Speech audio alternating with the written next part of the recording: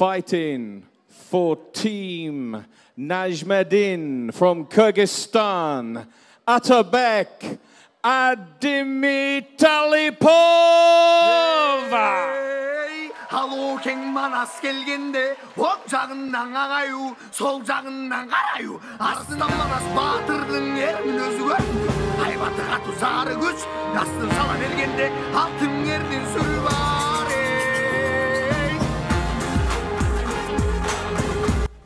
Саламатсыздарбы, урматтуу кыргыз элим. Менин Дубайдан жазган салам кат аттуу YouTube каналымдын көрүүчүлөрү. Бүгүн менин маектешим Атабек деген жигит болмокчу. Атабектин спортко келип калуусу жөнүндө, алдында жараткан ийгилиги жөнүндө өз оозунан утсак. Саламатсыңбы Атабек? Кандайсың? Жакшысыңбы? Ден соолуктарың жакшыбы? Жайдын аптаптуу күндөрүндө баягы машыгып, кыйналбай жүрөсүңбү дегендей. Шүгүр, жакшы эле. Өзүңүздөр кандайсыздар? Биз ушул зал бар, ушул жерде тренировка кылып жүрөбүз. Машыгып, шарт бар. Жакшы.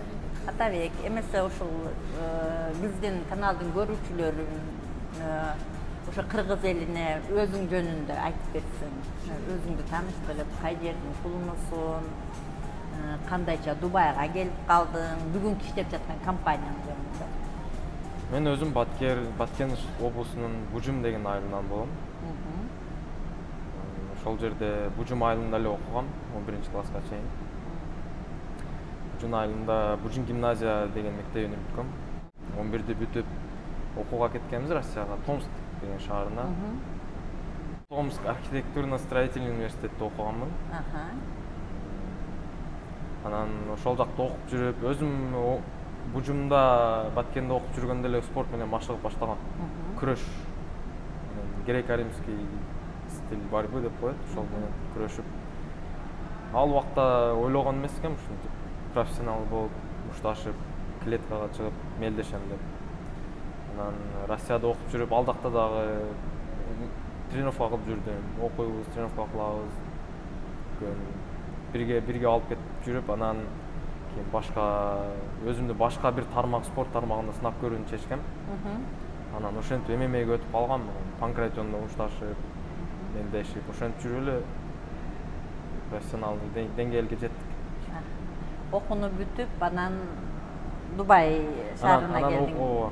Же Россияда да иштеп жүрдүңбү? Кандай болду? Окууну бүтүп, бул жакта бир дос балдар менен жазышып калгам. Спортко кандай карашат. Уже Россияда эле башталган профессиональный выступать этип, профессиональный ММА деп коет, ошолдо выступать этип, мелдешип баштагам. Анан ошентип бул жак менен жазышып калсам, булар айтышты, жакшы эле, өзүң сынап көр дешти. Ошентип келип калдым бул жака да. Келип жумуш издеп. Сен эми келатканда эле ошо спорт жагынан жумуш издегиң келип келдиң да, же болбосо жумуш тапсам деген максат коюп келдиң да, же болбосо Дубайга эле барсам болду, эптеп жумушка, кандайдыр бир жумуш таап иштеп калам деген максат болду, кандай болду?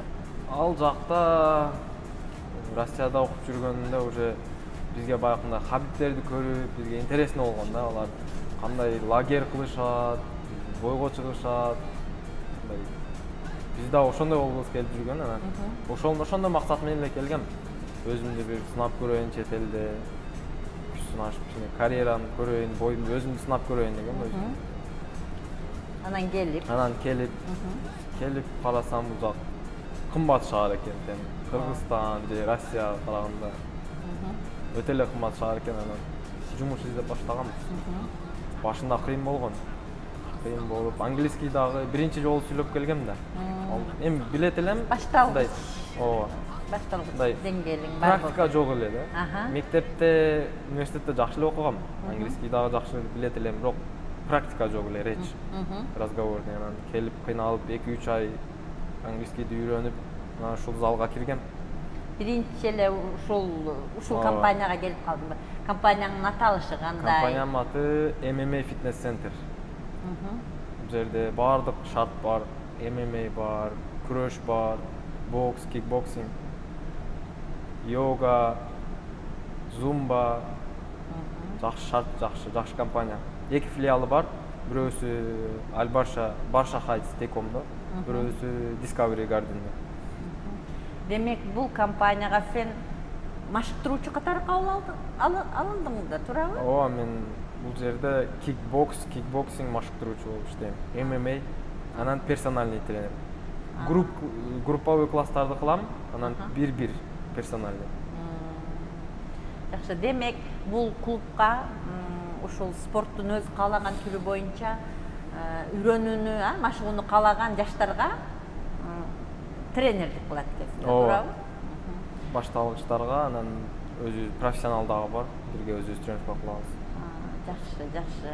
Эми карап, эми ошол айылдан эле, бужум айылынан эле мектепти бүтүп турсун, ошол эми балалык күндөрүң, ата энең, окуучулук күндөрдөгү ошол спорт жаатындагы биринчи башталгыч ийгиликтериң жөнүндө да айтып берсең. Башталгыч ийгиликтерим окуп жүргөн убакта мен ата энем өтө эле спортко кызыккан эмес да, мен башында окуп жүргөндө өзүм дагы аарык болчумун. Кичинекей болчусуң. Жаман кичинекей болчумун, күрөшкө барып жүрүп, ошол 10-класста баштаганбыз күрөш, греко-римский күрөшүнө барып жүрүп. Залга барганда баардыгы мени чапчу, жыгытчу, кыйначу да. Аарык элем. Эрке өсүп калгам. Ата энем Бужум айылында турат. Эки өзүм чоң акаларым бар, экөө. Мен эң кичүүсүмүн. Үч эркексиңер үй бүлөдө, Анан ошентип баштап калганбыз. Ал Бужумда жүргөндө биз өзү кичине залыбыз бар эле, бир 5 квадрат метр болуш керек. Эч шарты жок, бир эле мат салган, ошол жерде күрөшүп, бири-бирибизди жыгып, ошол жерде даярданып жүргөнбүз. Анан 1-2 жолу барганмын турнирлерге. Неудачно болуп, жеңилип калгам. Эле бизде шарт жок эле, жумасына 3 күн тренировка кылабыз. Ошентип. Шарт болбогон менен сенин жан дүйнөңдөгү кызыгуу, ушул чоң спорттон чир тапканга. Анан ошол жакта кылып жүрүп, окуу жайга баргандан кийин ал жакта бир спорт комплекске неме болуп калдым. Өзүм барганда эле издеп баштагам окууга. Россияга, Томскке окуу барганда ошол жакта эле кайсыл спортко, биринчи самбого баргам, кимоно менен. Бизде греко-римский күрөштө мындай үйрөнүп калганмынбы билбейм, самбого анча неме болгон эмес башында. Ошол греко-римский күрөшүн издеп баштап, ошол жерден тапкан бир тренерди. Жакшы, өтө шарты өтө сонун, өтө баардык шарты бар зал эле, 2 этаж. Ошол жерде тренировка кылып жүрүп, ал жакта да 1-2 жолу күрөштүм. Греко-римский күрөш бул олимпийский стиль борьбы деп коет да, анан бул ийгиликке жетиш үчүн көп мээнет керек экен. Биз көрүп жүрдүк, Россияда жаш багынан баштап кылышат да балдар. Анан ошентип тарбиялашат. Күнүнө ошондой шартта, мындай жакшы түзүлгөн шартта машыгышат. Анан сен үчүн жаңылык деле болуптур да, туурабы? Биз бул жакта Кыргызстанда жүргөндө, же биздин зал ошондой беле билбейбиз. Биз көбүнчө мындай физикага салып деле күрөшүп жүргөн экенбиз да, техника аз болгон экен. Же билим аз болгонбу агайлардын, билбейм. Ал жака баргандан кийин уже көп нерсени өздөштүрдүм. Аларда международный турнирлерде күрөшкөн балдар бар, мировойдо күрөшкөн балдар менен, ошолор менен жүрүп көп нерсени үйрөндүм. Студент болуп жүрүп беле, окууңду да окуп, анан кийин спортто дагы өнүктүрүп келдиң. Эми ошол студенттик кезиңде дагы кандай, ошондо эле башталдыбы анан күрөшүүлөр? Кандай турнирлерге катыштың? Балким кандайдыр бир ийгиликтерди багынтыңбы?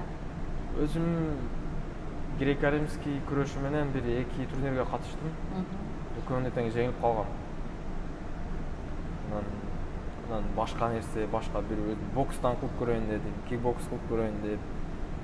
Новосибирск шаарына барганбыз, жакын эле Томск менен Новосибирск. Ал жерде өзү бир клуб бар, бойцовский клуб. Жашмун.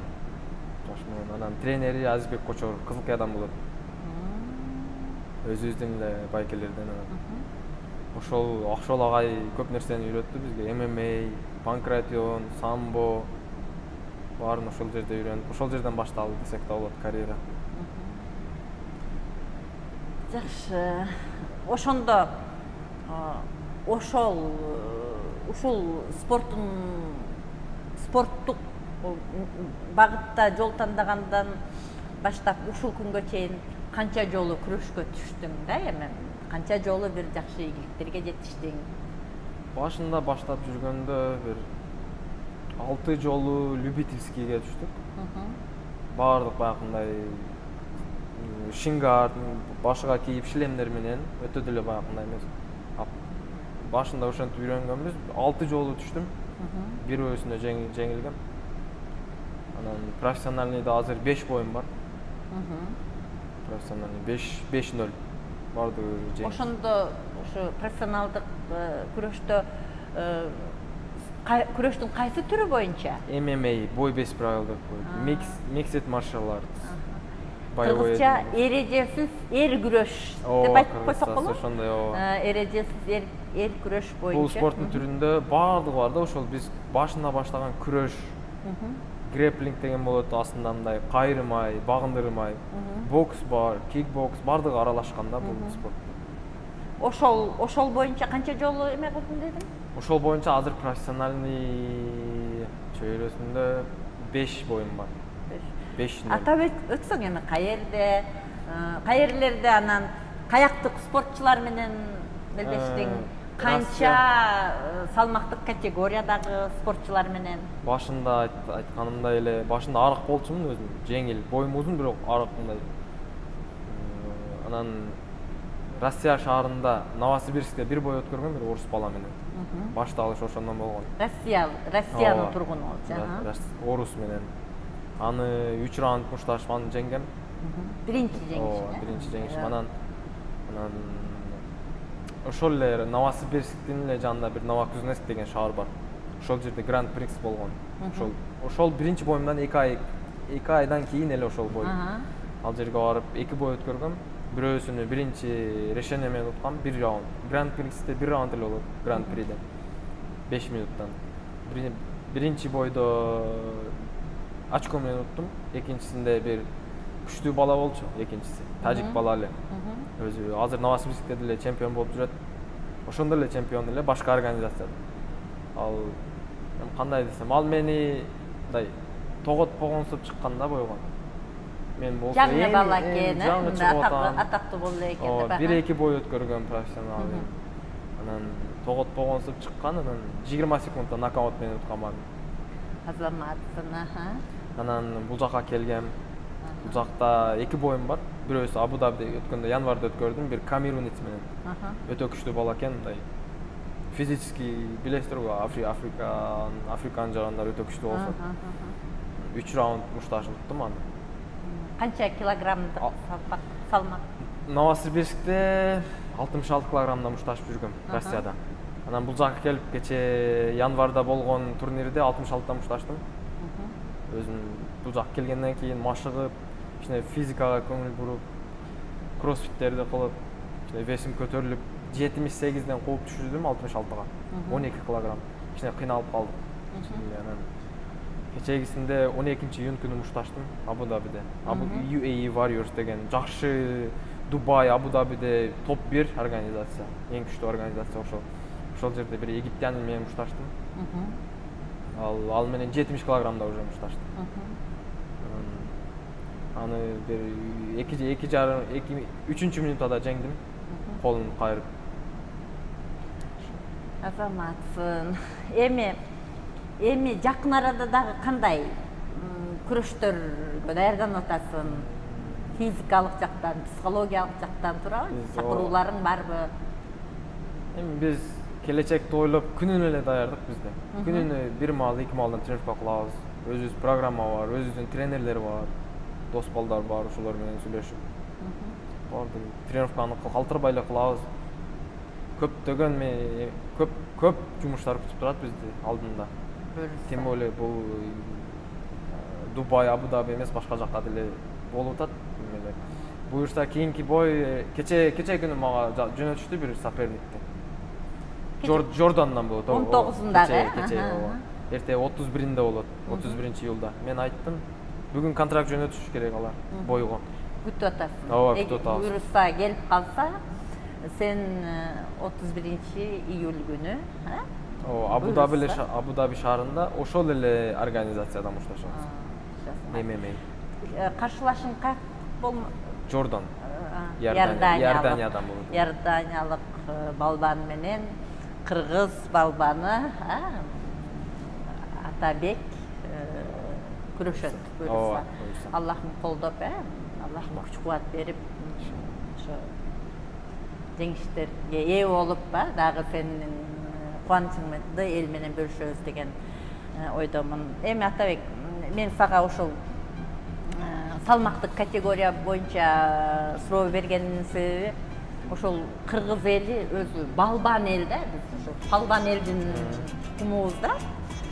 Кудайга шүгүр, биздин балбан жигиттерибиз азыркы күндө деле көп, ошолордун катарында сен дагы барсың. Ошол кыргыздын тарыхында көп балбандар болгон да, өзүчө. Байманбет балбан, Молдалы балбан, Жаркынбай, Жакып деген балбандар. Алар ичинен эң эле атактуусу мына Кожомкул кабалы. Ошол Кожомкул атабыздын, балбан атабыздын салмактык категориясы салмагы 164 килограмм.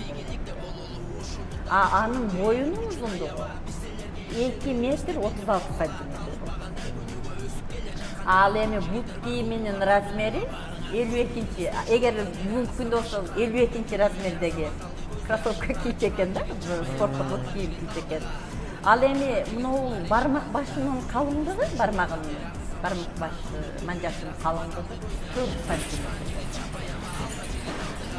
Ал эми мынау алаканын узундугу 26 сантиметр.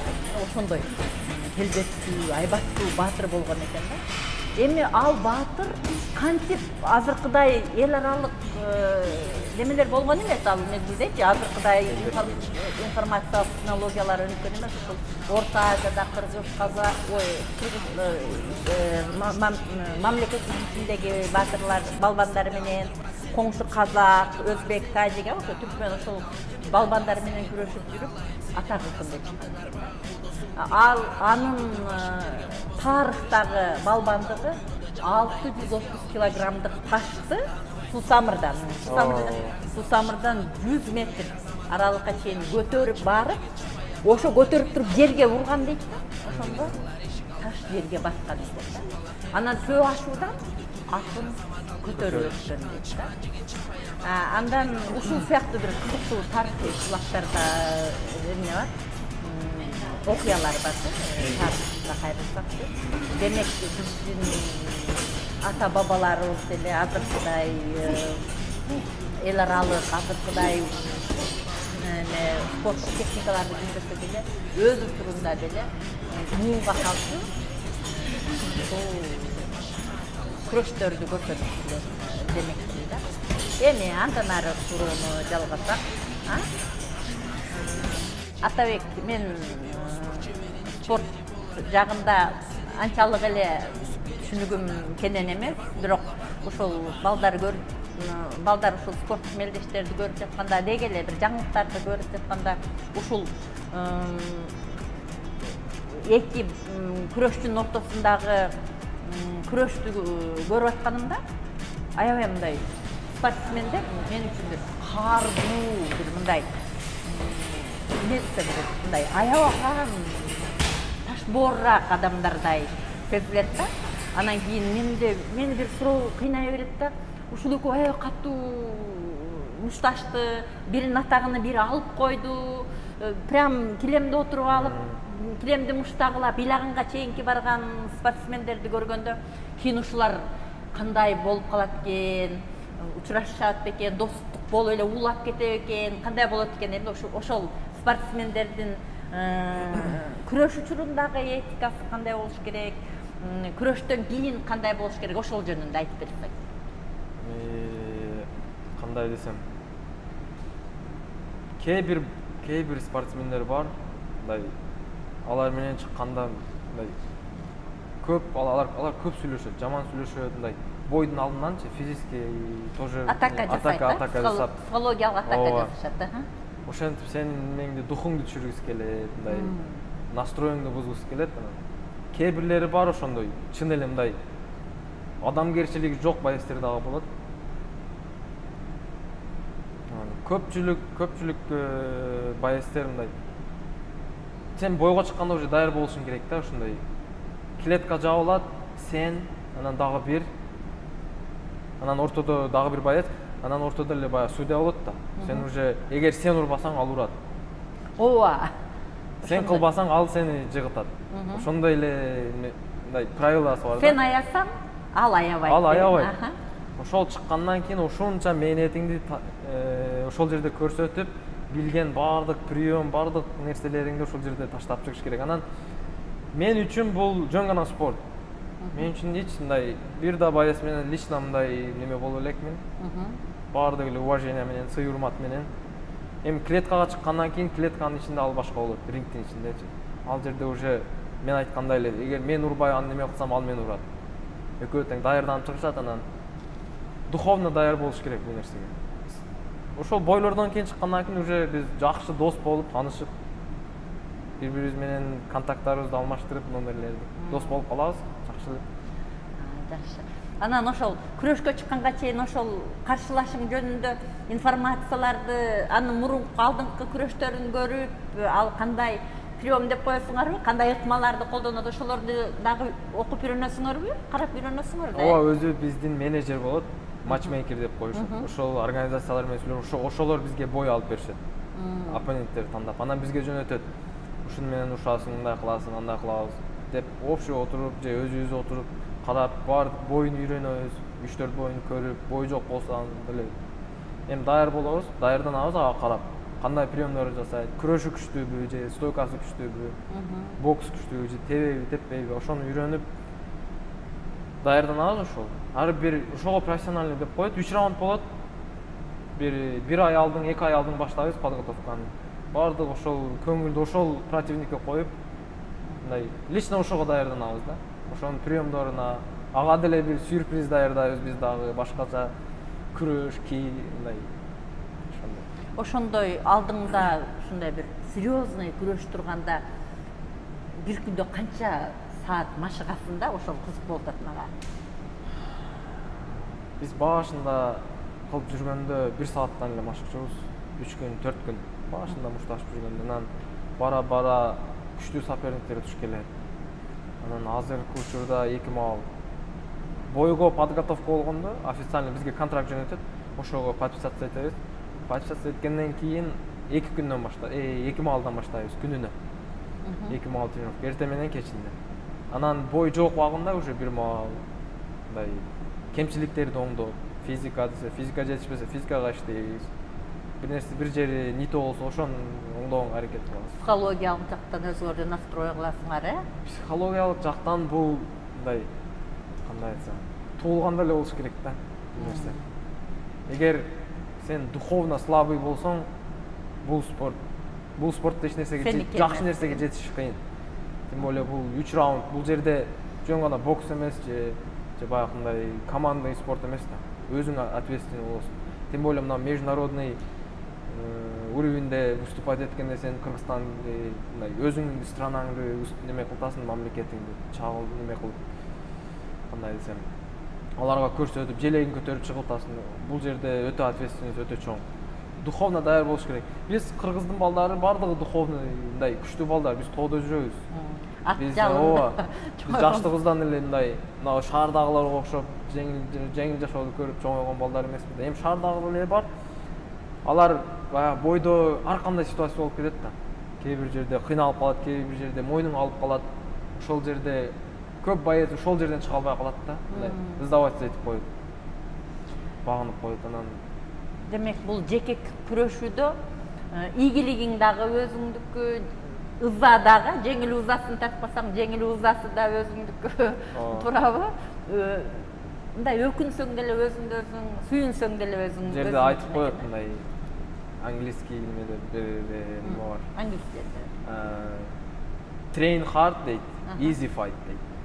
Эгер жакшы подготовка кылып, берилип, тренировка кылып даярдансаң, Аллах Таала берет да ошол мээнетиңди текке кетирбей. Мээнетиңе неме болот? Жетишесиң ошол көздөгөн максатыңа. Кыргызда деле аракет кылсаң берекет дейт да. Ошондой эле.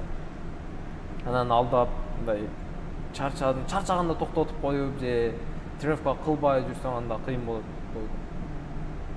Жакшы экен. Эми кара, мен сенин Instagram баракчаңдан көрүп калдым. Көрүп эле бардык эле спортчулар да келишет, ошо Кыргызстандын желегин жамынып, баягыдай чуркап чыгып, гимн ойноп, анан сен аябай мени сүйүндүргөнү желекте жамынып, анан башыңа ушу карткайтып, кыргыз нак калпагын кийип алыптырсың да. Ошондо жеңишке жетип, ийгиликти багындырганда кандай сезим пайда болот? Аны түшүндүрүп бере албайм го дейм, ал сезимди. Аны сезип көрүш керек. Өтө мындай өтө жагымдуу болот. Эле башында жүргөндө биз мындай эле Кыргызстан желегинде эле көтөрбөй, Россияда жүргөндө ал нерсени көп деле түшүнгөн деле эмес экенбиз. Көпкө барабыз деп ойлогон деле эмес экенбиз. Анан Россияны жакыныраак түчүбүз да Дубайга караганда турат. Ооба, жакыныраак деп. Анан бул жакта келгенден кийин калпакты кийип, Кыргызстан желегин көтөрүп, ошондой Кыргызстан желегин көтөрүп чыккандан кийин сен уже ответственность, жоопкерчилик мындай обычный немелерге караганда, бойлорго караганда мындай башкача болот да, көбүрөөк болот. Сен ошого жараша аракет кыласың, анан Кыргызстан желегин көтөргөндөн кийин баардыгы кубанып, кыргыздар куттукташат. Ошонусу жагымдуу жагат деп мен апа катары, ушул орто жаштагы апа катары эле спортчулар кыргыз желегин жамынып, гимн ойногондо мындай ыйлагым келип кетет да. Мисалы үчүнчү мен эне катары балким ошондой. А бирок ушул өсүп келе жаткан жаш муундарга, мына бүгүнкү күндө силер менен тектуштарга бул өзгөчө башкача бир патриоттук сезим тартууласа керек. Ошондо досторуң, теңтуштарың, курсташтарың, жердештер кандайча маанайда куттуктоолор кабыл алсаң керек, мисалы үчүн кандай? Алар баардыгы куттукташат, эми бардыгына жооп берип жетиш кыйын чындыгындачы. Ушундай чоң бойлорду кылгандан кийин профессиональный деңгээлде башка жерлерде урушташканда бардыгы куттукташат, достор, туугандар.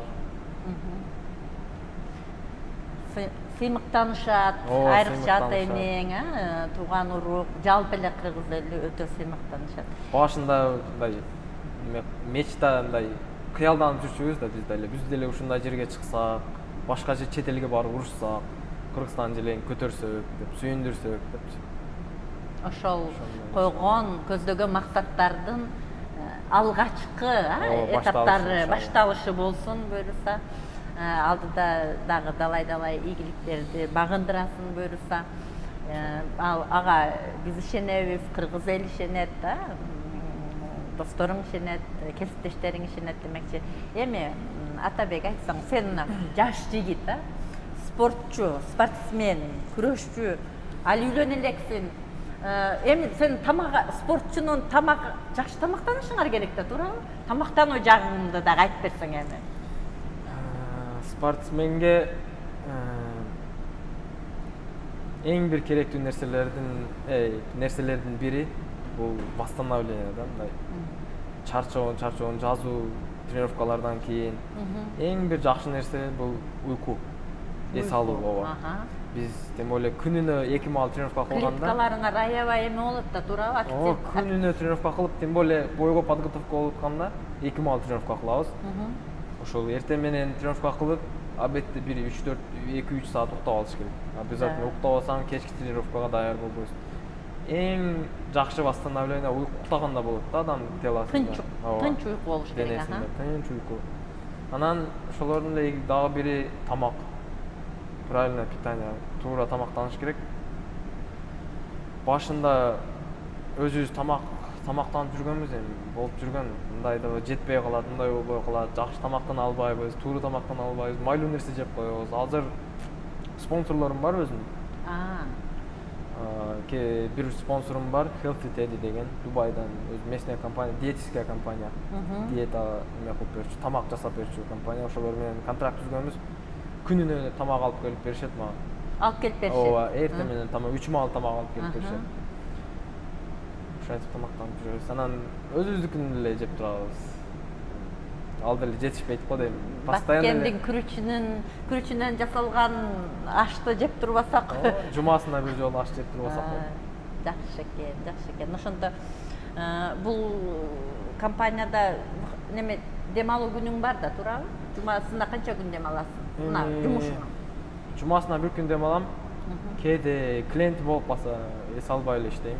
1-2 саатка келип кетем. Анан суббота күндөрү деле короткий дем болот. Келип өзүбүздүн тренировканы кылып, башкалар тренировка кылдырып, клиенттерибизди, групп класстар бар, ошолор бүтүрүп эле кайра кетебиз. Эми ушул машыктыруучуларың, сен машыктыргандар дерлик жергиликтүү эмелерби, жашоочуларбы же ушул өзүңөр сыяктуу мигрант жаштар дагы барбы? Кандай? Кимдер? Бул жерде баары бар. Аралаш кызыккандары баягындай бар. Эми 4-5 аз да баягы профессионально выступать этип, уруш-мушташам деп өзүм күчүм сынап көрөм дегендер аз. Көпчүлүгү өзү үчүн кылышат дейт. Өзүн-өзү өнүктүрүү максатында, Көпчүлүгү өзү мындай форманы кармап, арыкташ үчүн, кичине нерсе үйрөнүш үчүн, формага келиш үчүн эле кылышат. Ар кандай улуттун балдары бар. Жакшы экен. Алар үчүн деле кыймыкта ушундай жакшы эл аралык деңгээлдеги күрөштөрдө күрөшүп жүргөн спортчу жигит менин машыктыруучум деп буйрукса. Бир сүйлөшүп калсак клиент менен, ал келип сурайт да, сен ушундай тренерсиңби, мени тренировка кылдырасыңбы? Алар биринчи эле очередь сени сурайт да, сен кандайсың, кимсиң, опытың кандай? Ооба. Сен эмне кылгансың? Анан баарын айтып берсең сүйүнүп калышат. Муну өзү академиялык жөндөмдүүлүк дейт да, илимдечи. Эгерде мугалим, музыкант мугалим өзү жараткан чыгармаларынан ойноп берсе, же сүрөт сабагынан мугалим өзү тарткан сүрөттөрүн окуучуларга көрсөтүп, түшүндүрсө, окуучуда ошо сүрөткө, музыкага деген кызыгуу башкача болот да. Спортто деле ошондой да. Ооба. Биз деле ошондой баштаганбыз да. Бирөөнү көрүп. Мен өзүм Хабибти көрүп баштагам. Хабиб Нурмагомедов деген бар, Россиянын мушкери. Ошону көрүп, тренировка кылгандарын көрүп, мындай мотивация аласың да. Кыялданасың, өзүңдү килемдин үстүндө ошонун ыкмаларынан пайдалансам деп. Жакшы, Атабек. Эми Атабек, мына өзүң деле жашсың, але жап-жашсың. Жап-жаштыгыңа карабай ушунча ийгиликтерди багынтып атасың. Эми ушул экөөбүздүн маекти көргөн биздин кыргызстандык жаш жеткинчектерге, жаштарга, деги эле ушул спортко кызыккан жерлештерибизге, жерлерде мигрант болуп иштеп жүргөн ошо кыргыз жаштарына кандайдыр бир кеңештериң, сунуштарың, балким каалоолоруң бардыр. Ошону айтып берсең. Спорт менен машыгам деген балдарга айтарым, менет кылыш керек. Бул жерде эч мындай 99% менет, 1% талант деп коюп да. Бизде кайда талант болгон дейсиз? Биз баштаганда менет кылып эле чыктык ушунчалык. Талыкпай менет кылыш керек. Биз кыргыздын балдары духовно күчтүүбүз. Биз тоодо жүрөбүз, мындай көп нерсени, кыйынчылыктарды көргөнбүз. Бассейн жок, дарыяда сүзөбүз деген. Бассейн жок, каналдарда сүзөбүз. Каналдарда сүзөбүз, арыктарда. Ошол Кыргызстанда жүрүп сезилбейт да. Чет элге чыккандан кийин сезилет. Өзүм кандай, кыргыздардын балдары кандай. Главный өзүбүзгө ишенип менет кылыш керек. Эң биринчи менет. Менет кылсаң жетишесиң. Анан чет элде жүргөндөргө айтарым, Кыргызстан желегин көтөргүлө. Сыймыктанып, башка элдерге көрсөткүлө, анан жөн жүргүлө деген. Кыргызстандын репутациясын неме кылбай, баягындай жаман иштерди кылбай, жакшы иштерди кылып, Кыргызстанды жакшы жагынан таанытайлы деген. Жүрөгүң Кыргызстанды таанытууга, жакшы жактарын көрсөтүүгө, кыргыз жаштарынын потенциалын дүйнөлүк аренада көрсөтүүгө чакырат экенсиң, Жакшы. Эми Атабек, айтсаң, сен үчүн Кыргызстан, Баткен, ошол өзүңдүн киндик каның тамган, өзүң чоңойгон Бужум айылы бул эмне? өзүм туулуп өскөн жердин кадырын ошол чет элге чыкканда биле баштадым да. Эми Кыргызстан туулган жерибиз бул өлгөнчө ушу Кыргызстанды көтөрүүгө, Кыргызстандын желегин көтөрүүгө аракет кылабыз. Күчүбүздөн келгенче, колубуздан келгенче. Бара турган жерибиз Кыргызстан, өзүбүздүн жерибиз, башка өзүбүздүн эл. Биздин көптөгөн тарыхтар бар, эми балбандарыбыз, өзүбүздүн тарыхыбыз бар. Биз деген мындай кандай десем, тарыхта деле изибиз бар да кыргыздардын. Сыймыктанам. Кыргызстан желеги, Баткен, Өрүкзарым өзүмдүн, Бужумайлын сагынып жүрөбүз. Буюрса Дубайдан ошол эл аралык компанияларда иштеп, эл аралык турнирлерге катышып, тажрыйба топтоп, буюрса келечекте Кыргызстанга барып, Кыргызстандын дагы ушул спорт тармагын өнүктүрүүгө өз салымымды кошоюн деген. Буюрса өзүбүздүн ошондой максаттар бар. Бул жакта көптөгөн байестер менен, көптөгөн тренерлер менен иштешип, көп опыт алып, тажрыйба алып, Кыргызстанга барып, өзүбүздүн спортту көтөрүп, колдон келишинче жардам берип, билген бири-бирибизге үйрөтүп, буюрса келечекте пландар бар. Азырынча өзүбүз выступать этип, мелдешип, Кыргызстан желегин көтөрүп, буюрса Европага чейин чыгып, тажрыйбаңарды ашырып, туурабы? Эмелердин эле баягы кубоктардын, поястардын, белкурлардын коллекция кылып барабыз. Коллекция кылып, жүктөп барасын, бара турган мезгил дагы келет. МС Атабек жакшы, жаштар үчүн кызыктуу, жакшы маек курдук деп үмүттөнөм. Жакшы маек болду. Эми чет өлкөдө жүргөнүбүздөн кийин ар бир адамдын жанында, айрыкча жаштардын, айрыкча эркек балдардын көбүндө ушу кыргыздын туусу дивандын баш жагында же дубалында кагылып турганын көрөм да. Анан бул кыргыздын жигитин, кыргыздын мырзасын ак калпаксыз элестетүү кыйын, балам. Кечеги жеңишиңде бир жакшынакай калпак кийип туруп турсун, мына калпакты ырымдап, апа катары, жердеш эжең катары ушул ак калпакты буюрса мындан экөөбүздүн жолугушуубуздан кийинки биринчи жеңишиңде ушул калпак менен Кыргызстандын желегин жамынып, дагы кыргыз элин сүйүнтүүңдү каалайм. Ушул ак калпакты башыңа кийгизип коеюн. Ак калпагың каркайып, балам, ийгиликте, ден соолукта болуп, кыргыздын алдыңкы жигиттеринен болуп жүрө бер.